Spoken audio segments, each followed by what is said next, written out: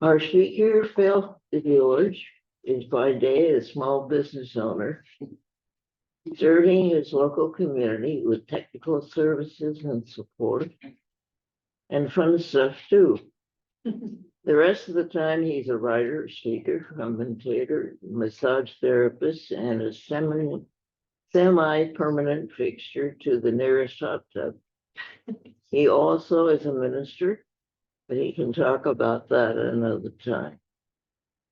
Today concludes his month's unity theme on peace and love, and also help in concluding this calendar year. He reminds us that there are not unrelated topics. The key that binds them together is transition. Let's find out. Please welcome Phil DeGeorge.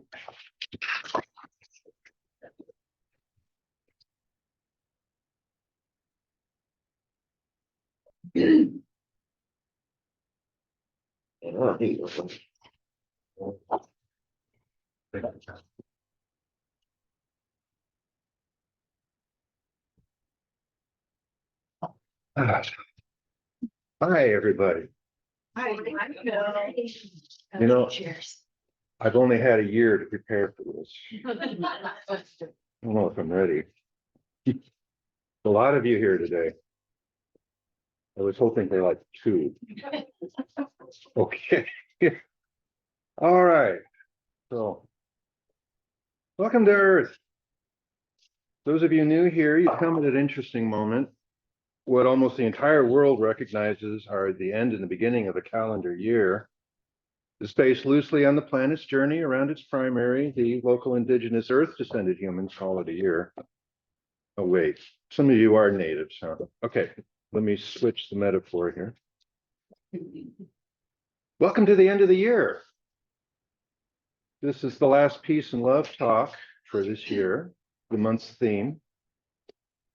This is the last talk at all for the year.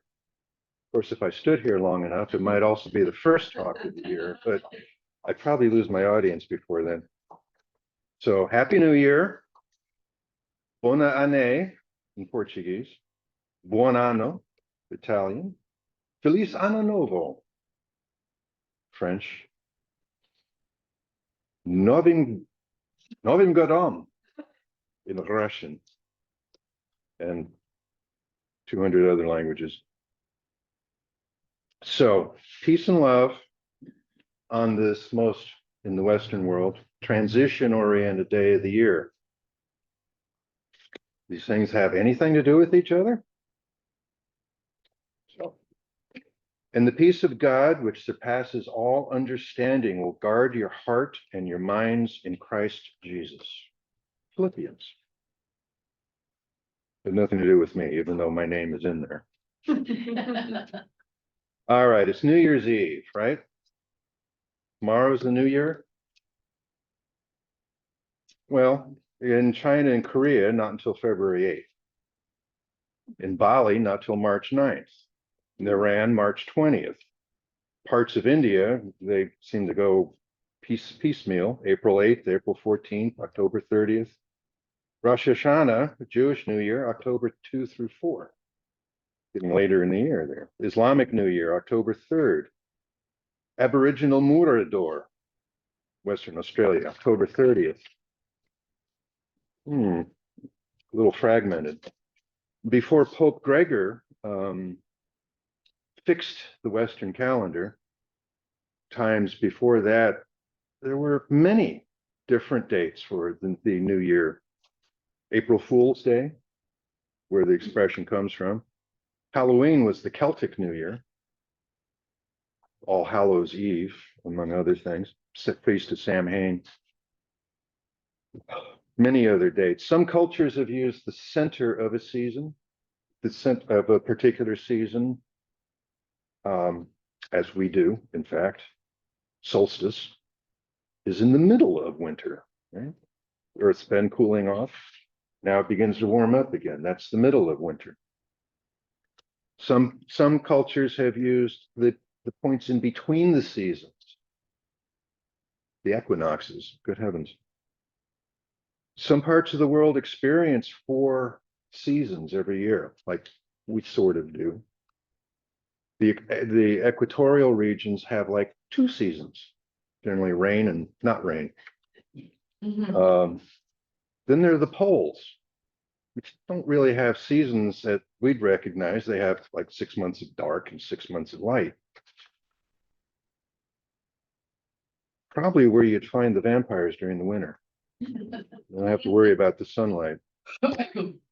Okay, so in spite of astronomical observations, or maybe because of them, humans might set the transition for 1 year to the next at any time in the Earth's orbit around the sun. But it is a cyclical event.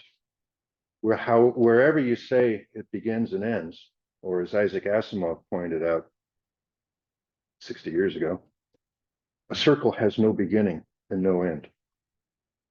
Right? So it really doesn't matter. But it is a cyclical event. It happens every year, actually, by definition. Meaning it's arbitrary.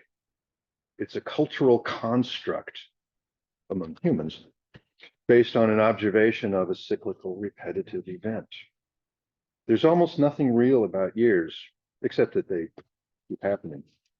And certainly nothing real about calendars. They are mental constructs, just a thought. Remember the 2012, the Aztec calendar was running out. We even had a couple of movies that were all action thriller, end of the world things. No, the Aztec calendar was not running out. It's also a cycle. It was the end of a cycle. You go back to the beginning, but you know the media left that part out. Or Y2K and the millennium. The entire world spent hundreds of millions, maybe billions of dollars celebrating the change of the millennium a year early. Right? 2000 was part of the last millennium and the last century. 2001 was the new century, the new year. That's why Arthur Clarke called it 2001, A Space Odyssey. He was looking to the new millennium, the new century, a new start, and how that got lost. So when the millennium actually did click over, nobody did the big on it. Well, we did that last year. It's arbitrary. It's a thought form. Some of the commentators, New Year's Eve 2000, did actually acknowledge, yeah, we did that a year early. What we were actually celebrating was the click over of the odometer. 2000. It was a nice backpedal. All right. So, but okay, here's the thing though. The entire world celebrates the calendar clicking over, the millennium clicking over a year early. And this is wrong. Wait a minute, it's an arbitrary thought form. The entire world agrees that it happened here. A few dusty academics say, no, it happened here. Who's right? I don't know. It's a thought form. All right. Leaving that aside for a moment. Peace and love. Bad words to some people. Maybe you've noticed in the courses of your life, there are people who react badly to these words.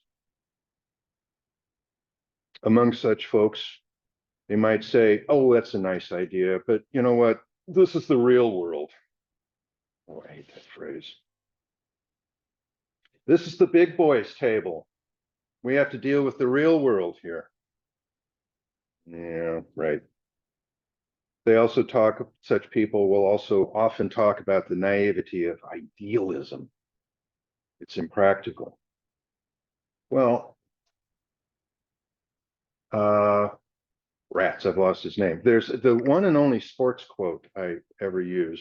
One of the very famous football coaches. He said, perfection might be impossible, but striving for it allows us to achieve greatness.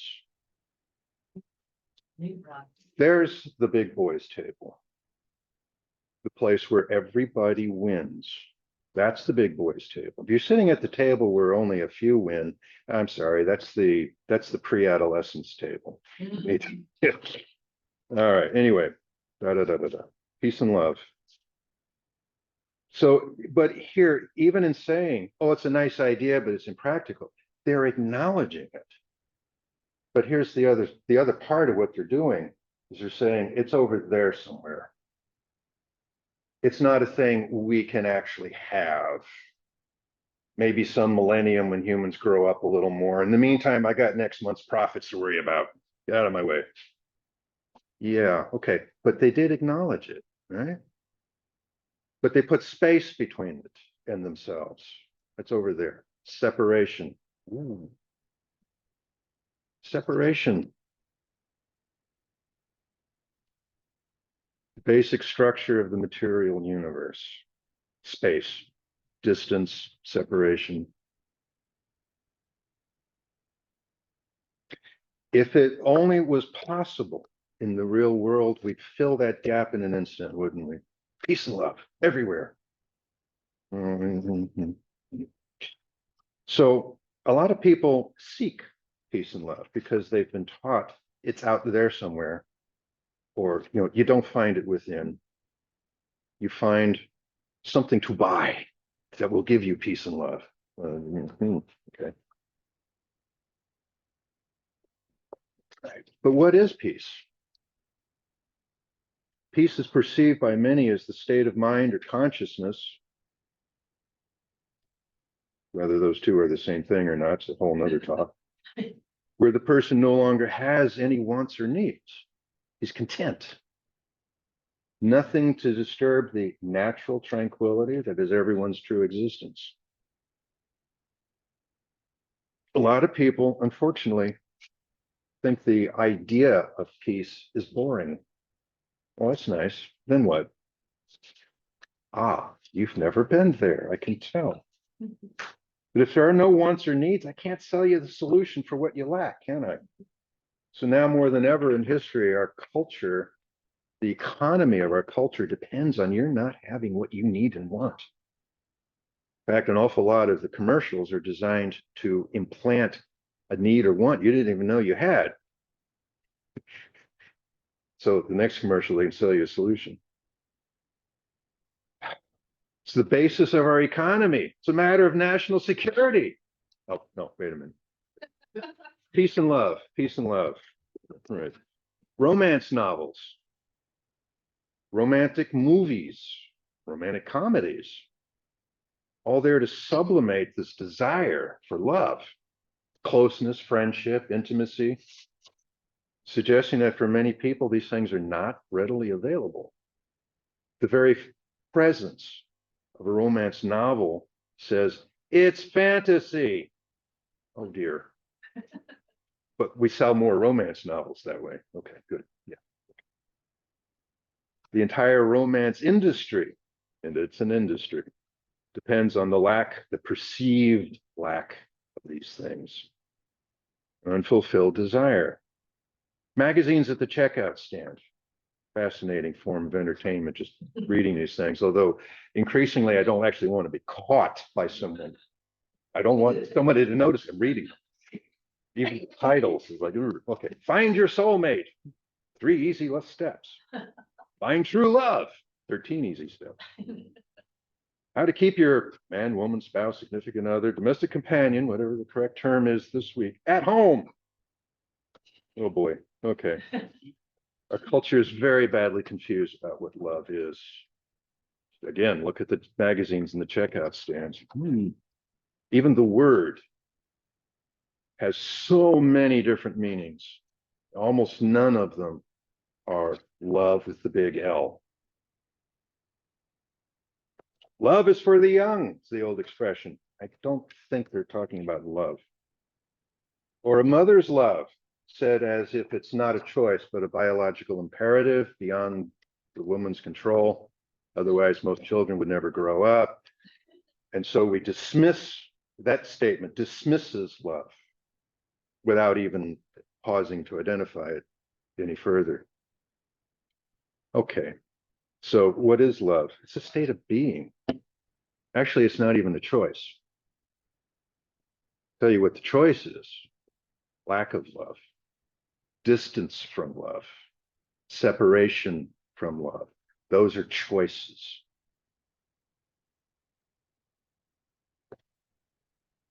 Love is what exists when all the reasons for withholding yourself. Uh-huh. Sorry. Inside information coming in, right? Okay. So, love is what exists when all the reasons for withholding yourself have been given up. Love is that which has no opposite. Love with the big L. If you can move from love to hate in the same person, that wasn't love. I'm sorry. Love doesn't have an opposite. Not love. Agenda, desire, adopting the cultural norm for what love is. That has an opposite. Divorce, hate, anger, resentment. These are not love. Took me a long time to understand that. Here's the point, in fact, transition. So if love is simply that which exists and it's just a choice, why don't we choose? Well, we've been taught it's not just a choice. We've been taught it's out there, but we're also here, we're having a human experience. Okay? What's the human experience? Often one of learning something, or in our culture, in this 20th and 21st century, one of unlearning a lot of things. Anyway, it's a journey. Transition? Yeah, actually, I think I said this already, but fascinating, actually. Spiritual journey, coming to understanding of higher matters, or just living a life with mindfulness is more often than not a process of unlearning things. Oh, getting rid of the reasons we withhold ourselves from each other, from the world, from God. Was a metaphor I used to, I created once upon a time in the earlier AA days of here's a small kitten sitting outside in the rain and he's covered with fleas, and here's God wanting to pick him up and cuddle him and get rid of the fleas and dry him off, but the kitten's going, no, I'm sorry, I'm too embarrassed. I can't present myself to you in the state I'm in. God doesn't see a problem. He wants to help. The kitten is too embarrassed. That's me. Okay, yeah. As soon as I get rid of the fleas, God, I'll be right there. Makes me itch just thinking about it. Okay, the journey, the getting there. It's just a matter of simply choosing to experience it. But if it's just a choice, how do I sell you the roadmap? Love is the basic fact, always. What's the most constant message brought back by those who report near-death experiences? Love. An almost overwhelming feeling of love. Incredible, indescribable amounts of light. The light is also experienced as love. They may report guides who were telling them facts, but with a total presence of love, not judgment. This is the one constant theme in NDEs, real or not. And love is the reality. The notion of separation from love is the material world. It is the material world. Space, separation, and opposite to things. These are properties of the material world. Duality. Okay, but it's an illusion. Yeah, well, okay. It's an illusion that in some ways is useful to us because it affords us the opportunity to learn. Gives us something to do, I guess. If we lived on a flat earth, truly a flat earth, a plate, And the sun was just there above the flat plate. Didn't rise, didn't set. The plate didn't wobble, so there's no seasons. There'd be no sense of time passing necessarily. I mean, we might say to each other, I'll get to you later, but not tonight. I'll see you in the morning. No, okay. The cyclical pattern doesn't exist. How much of human culture is based on this cyclical pattern, this year thing? An awful lot of it, actually. All right. We journey because we believe we have to. One of the lessons in the material world is that things have to be acquired with effort, exchange of value for value received. We believe that. It's ground deeply in us. In fact, you just hand somebody $100, he'll blow through it. He earns that $100. He's more likely to cherish it before spending it. Value, perceived value, still $100. Well, is it? But just like that, peace and love are a state of mind. Okay. We journey because we believe we must or should or have to or want to. You can't simply be in England just by choosing to be there, right? You can't simply be in peace and love. Well, actually, there are some, they're very rare, but there are uh, documented cases of people who can teleport. The Bible actually mentions Jesus being in more than one place at one time. Okay, oh, neat. So you could just be in England if well, you can be in peace and love. It's a choice. And learning that it's a choice and how to flip the switch. That's the journey, the transition from I'm over here and you're not to, oh, it's all one under God. The end result of every spiritual path that I know of is the ability to be in a high state of consciousness at choice, in a state of peace and love, by whatever term that the various disciplines put it. Heaven, nirvana, samadhi, there's a lot of terms. It's a state of consciousness. The journey that leads to that is the transition from where we are to where we believe we want to be.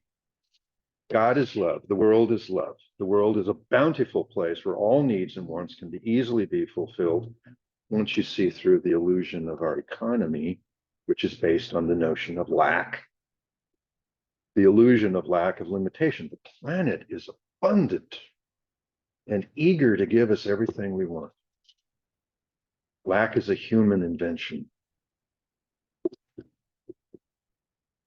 Giving up the illusion of the material world while still being in the material world is the goal a lot of us have adopted in the world. The transition each of us would have if we could just find where that switch is. Well, what's stopping you? And the peace of God, which surpasses all understanding, will guard your heart and your minds in Christ Jesus. Still from Philippians. All right, I have an exercise for you. Don't necessarily need the lights off unless y'all think we do. Because if you close your eyes, that's equivalent to the lights going off, right? Okay, I'm going to ask you some questions. There are no right or wrong answers. Watch or hear or feel whatever goes across the field of your mind with each question. Do you have a favorite past New Year's Eve in your life?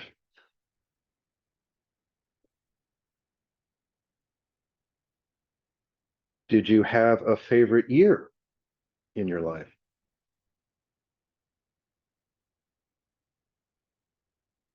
If yes, what makes those favorites?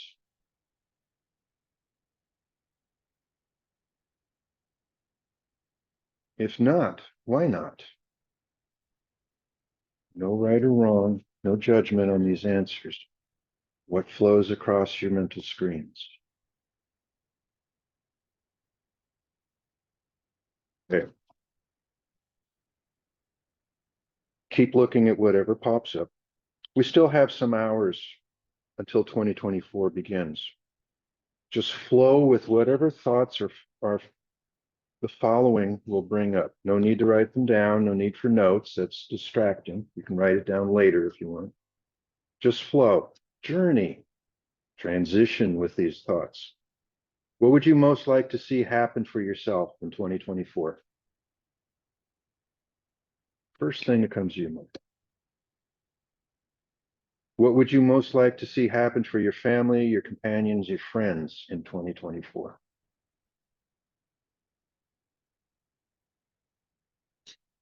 What would you most like to see happen for your community, place where you live in 2024? Why? Why would you like to see those things?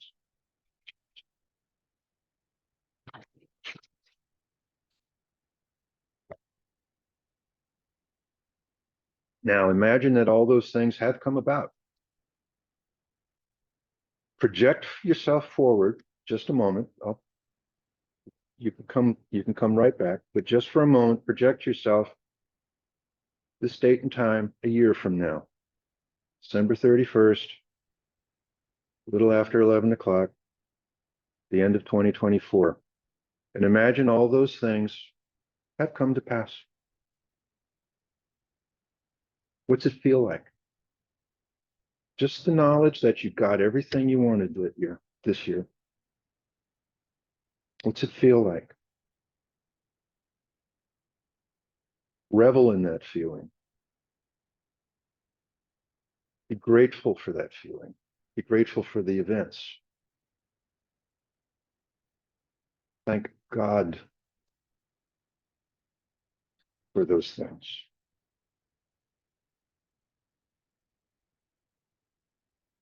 Okay. Come on back to December 31st, 2023, about 11:12 in the morning. Don't want any of you getting lost, thought form or not. So those things we would like to see for 2024 have indeed come about. You've declared it so. To the extent that we believe they have come about, and to the extent that we're thankful for them. We still have a little time this year. Here and now begins the transition. Here and now begins that journey. Here and now begins that extra bit of the journey toward perfection. God's perfection. Feel it, love it, revel in it. Makes level. Okay. All right. Breathe. Come on back. Or, well, I already brought you back. Hi. We're back. All right. Here, I've got another suggestion for you. We can have lights again. I've another suggestion. If you're going to be up tonight for New Year's, here's an exercise that I find particularly fun. At 11:45 tonight, go ahead and end the year. See, the other sources agree with me. Great idea. Party tunes. Okay. 11:45 tonight. Go ahead and end the year. That gives you 15 minutes outside of time, even though it's minutes. You still have 15 minutes off the clock. The year has ended. The new year hasn't started yet. Do whatever you want with it.